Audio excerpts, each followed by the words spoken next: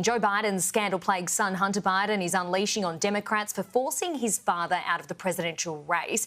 Joining me live is host of the US Report, James Morrow. James, good morning to you. I mean, these comments during a YouTube interview, what's happened?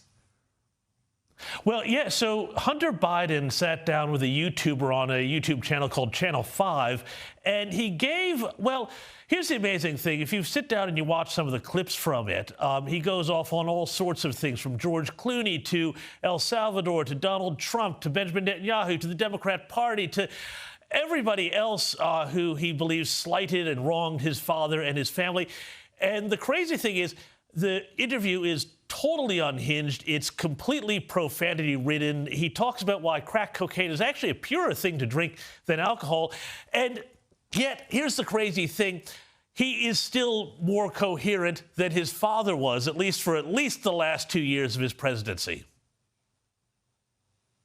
I mean, as you mentioned there, George Clooney in the crosshairs, I noticed he used some pretty strong language against George Clooney, also saying he's not an actor, but also just reading too, he took aim at media voices and strategists too, linked to Barack Obama.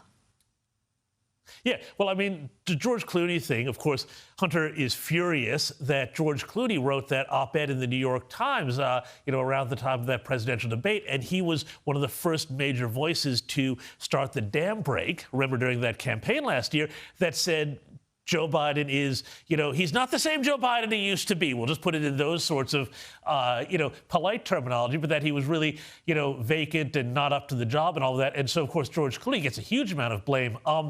There's so much in the interview that's just wild. I mean, one of my favorite bits is that he goes on this long rant about how you need illegal aliens in the United States to clean hotel rooms. And I guess as a man who has trashed a fair number of hotel rooms in his life, if the Hunter Biden laptop is anything to go by, well, you'd think he'd know a thing or two about that subject.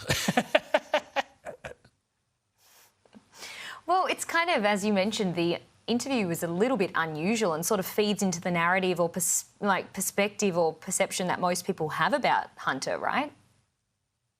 Well, yeah, I mean, you're going to watch this and you're going to say, oh, there's no way this guy could have gone and left his laptop in a Wilmington, Delaware computer repair shop. I mean, it is just, it's bizarre, it's unhinged, it's, every other word is the F word, it's bitter. But here's the funny thing here, for the Biden family, politics is their only business, right? Joe Biden is not going to be able to do, like a Bill Clinton or a Barack Obama does and go and raise huge amounts of money from doing interviews, doing speeches, that kind of thing, because, well, we know where Joe Biden is at the moment. But so here's the crazy thing. Is this some sort of effort to rehabilitate Hunter as kind of the victim of a Republican smear machine and start to push him out onto the stage? I mean, if this is what they're planning on doing, I can't imagine that this is well advised. James Morrow, thank you for joining us. Yeah, quite unusual there, but thank you for bringing us up to date on that. We'll see you soon.